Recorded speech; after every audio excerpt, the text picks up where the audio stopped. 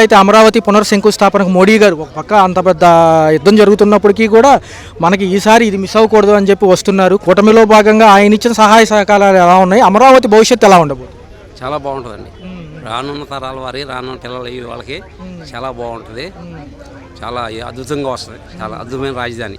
చూసుకున్నట్లయితే ఎంత త్వరితగతిన మళ్ళీ పునర్ప్రారంభానికి అన్ని లైన్ క్లియర్ అయినాయి. రాష్ట్రంలో 11 నెలల్లోనే ఎంత ఫాస్ట్గా ముందుకు వెళ్ళింది అంటే ఇంకొంచెం అవకాశం ఇస్తే వెళ్తుంది కదా. అది బాబు గారు కృషి, బాబు గారు సంకల్పం, ఆయన పట్టుదల, ఆయన దీక్ష. అది ఎలా ఉంటుంది సార్ రాష్ట్ర భవిష్యత్తు? ఇప్పుడు అందరు రాబోయే తరాలకి, చదువుకునే వాళ్ళకి, యువతకి ఉద్యోగాలు లేక ఇలా అప్పుడు ఇండస్ట్రీలో వస్తే ఉద్యోగాలు వస్తాయి. అలాంటప్పుడు ఇండస్ట్రీ అన్ని రంగాల్లో కృషి చేస్తారండి. దానివల్ల రాబోయే తరాలకు ఏ రకమైన బాధ లేదు. ఆయన ఇప్పుడు నిన్న రైతులు, అమరావతి రైతులు గంటన్నర పాటు మీటింగ్స్ అయితే వాళ్ళు ఇది రాజధాని గ్యారంటీ ఉంది, మళ్ళీ జగన్మోహన్ రెడ్డి గవర్నమెంట్ వస్తే ఏంటి మా పరిస్థితి అని చంద్రబాబు గారిని అడిగినప్పుడు ఆయన అన్నాడు ఒకటే మాట, మీకు మనం అంటే 10 సంవత్సరాలు ఉమ్మడి రాష్ట్రంలో ఉన్నాం. మనం 10 సంవత్సరాలు ఉమ్మడి రాష్ట్రంలో ఏమి చేయడానికి లేదు. 10 సంవత్సరాలు పూర్తి అయిపోయింది. ఈ 10 సంవత్సరాలు పూర్తయింది కాబట్టి నేను పార్లమెంట్లో బిల్లు పాస్ చేపిస్తాను, రాష్ట్రపై ముద్ర వేపిస్తాను. ప్రత్యేక అమరావతి రాజధాని చట్టం చేయించి పార్లమెంట్లో చేపిస్తాను, మీరు భయపడాల్సిన పని లేదు రైతులు చెప్పాడు. ఈ పార్లమెంట్లో బిల్ పాస్ చేసి చట్టభద్రత కల్పిస్తే నెక్స్ట్ ఏ ప్రభుత్వం వచ్చినా కదలడానికి ఉండదు అనేది మంచి అవకాశం. ఇప్పుడు పార్లమెంట్ బిల్లు పాస్ చేసినప్పుడు ఎవరు ఏం చేయడానికి వెళ్ళలేదు కదా. అది మాత్రం మన రైతులు గ్యారెంటీ ఇచ్చాడు. మీకు అది నేను రాష్ట్రాన్ని మీకు చట్టం చేసి వినాలంటే 10 సంవత్సరాలు మనకి ఉమ్మడి రాష్ట్రం ఉంది, మనం అడిగే హక్కు లేదు.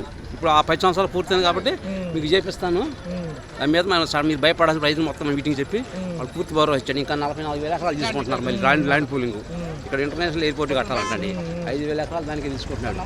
స్మార్ట్ సిటీకి దానికి 2,500 ఎకరాలు, స్పోర్ట్స్ సిటీకి 2,500 ఎకరాలు తీసుకుంటున్నారు. మన ఇంటర్నేషనల్ ఎయిర్పోర్ట్ కావాలంటే పాస్ రావాలంటే ఇక్కడే రావాలి, గన్నవరం నుంచి రావాలంటే ఇబ్బంది కదా. దాని మీద ఇక్కడే పెట్టాలని ఆయన పుట్టుదలతో మళ్ళీ తీసుకుంటున్నారు.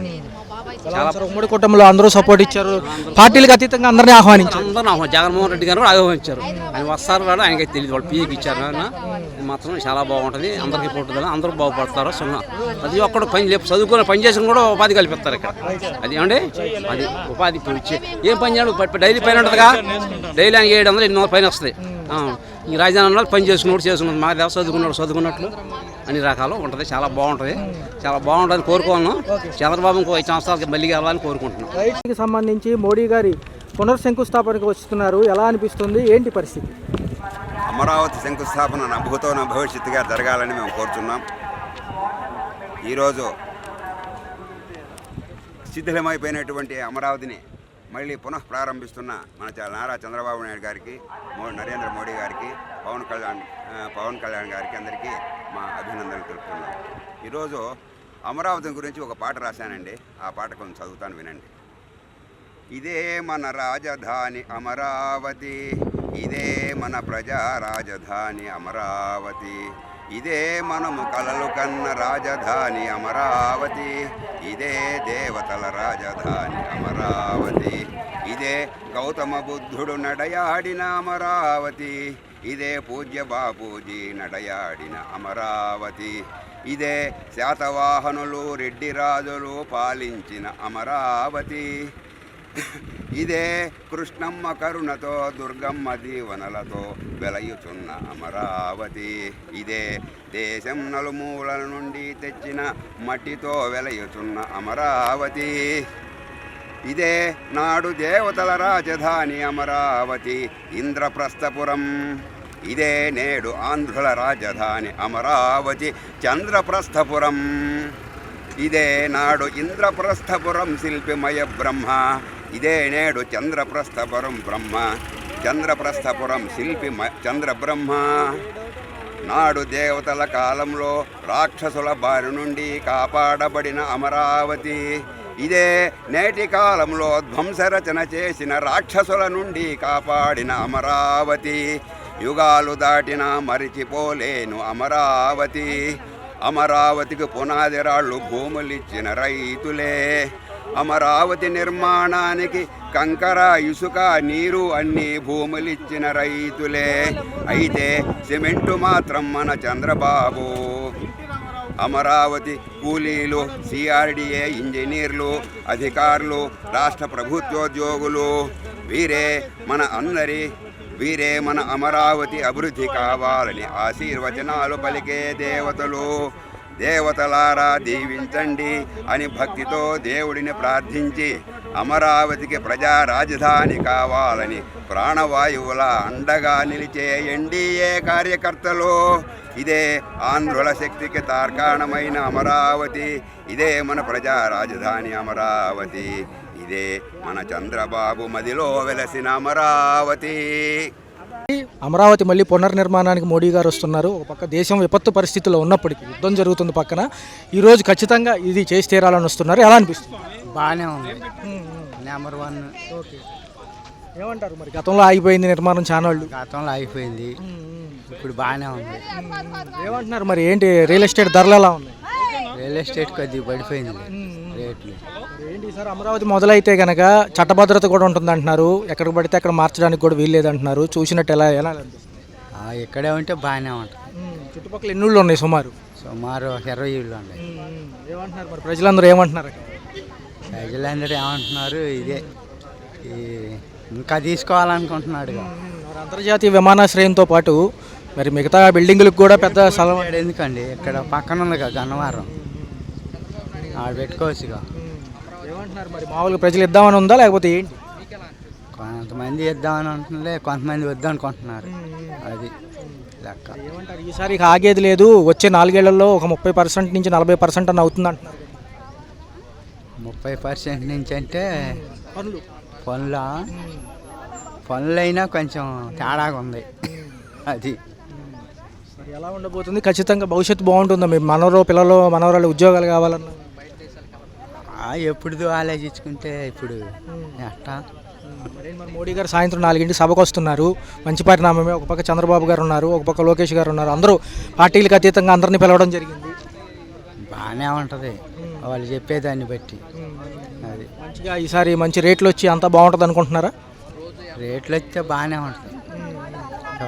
చూసుకున్నట్లయితే సార్, అమరావతి మన రాష్ట్రం కళ చూసాము. 10 ఏళ్ళు అటు ఇటు పోయినప్పటికీ మళ్ళీ పట్టాలెక్కింది. అమరావతికి సంబంధించి చట్టభద్రత కూడా కల్పిస్తామంటున్నారు. పార్లమెంట్లో కూడా బిల్ పాస్ చేస్తామని ఆత్మీయ సమ్మేళనంలో రైతులతో ఎవరైతే ఉన్నారో రాష్ట్ర ముఖ్యమంత్రి గారు చెప్పారు. ఎలా అనిపిస్తుంది? అంతర్జాతీయ విమానాశ్రయంతో పాటు అనేక అంశాలు ఈరోజు తొలి దశగా అయినా లేకపోతే మలి దశగా అయినా కానివ్వండి మళ్ళీ పునర్ప్రారంభం కాబోతున్నాయి. ఎలా అనిపిస్తుంది?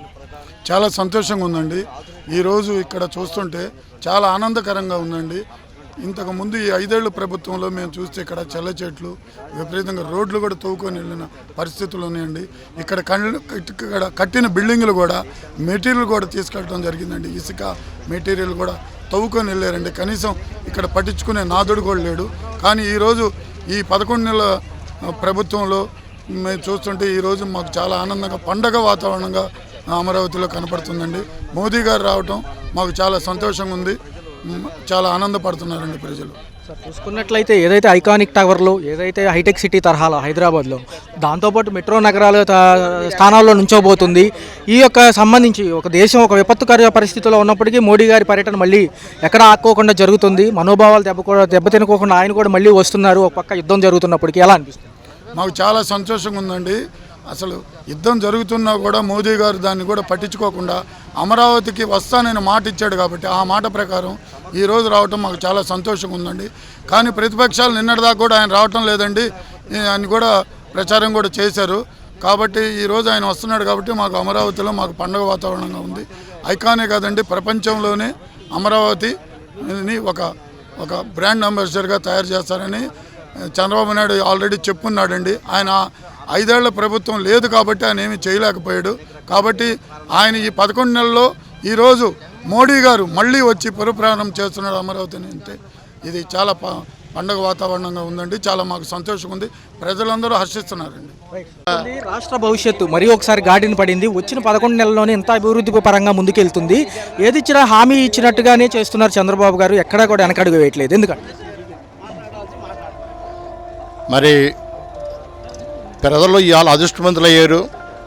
ఎందుకు చేస్తారంటే బ్రహ్మ విష్ణు మహేశ్వరుల కింద కేంద్ర ప్రభుత్వం మోడీ గారు సపోర్టు, ఇక్కడ చంద్రబాబు నాయుడు గారు మేధాస్థానం, దానికి మూడోది పవన్ కళ్యాణ్ గారు కూడా మంచి సపోర్ట్ కింద ఆయన కూడా ఉన్నారు.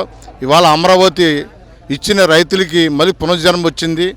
మరి ఇవాళ భవిష్యత్తు తరాలకి ఎంతో శుభాలు జరుగుతాయని రాష్ట్ర ప్రజలందరూ కూడా కోరుతున్నారు.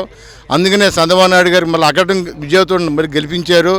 అంతకుముందు ప్రభుత్వాన్ని 151 సీట్లు నేను 11 సీట్లతో సరిపెట్టారు. మళ్ళీ జగన్మోహన్ రెడ్డి ఉంటే రాష్ట్రంలో ఉండకూడదని చెప్పి ప్రజలు సరైన తీర్పు చెప్పారు. మరి ఆయన ఉండాలనుకుంటే మరి ప్రజలకి చంద్రబాబు నాయుడు చూసి ఇంకా చాలా నేర్చుకోవాలి. బహుతరాలు కూడా ఆయన కూడా ఏదో మంచి పని చేయాలని ఉండాలి. కానీ ఇవాళ ఆ వేళ ప్రధానమంత్రి మోడీ గారు శంకుస్థాపన చేశారు.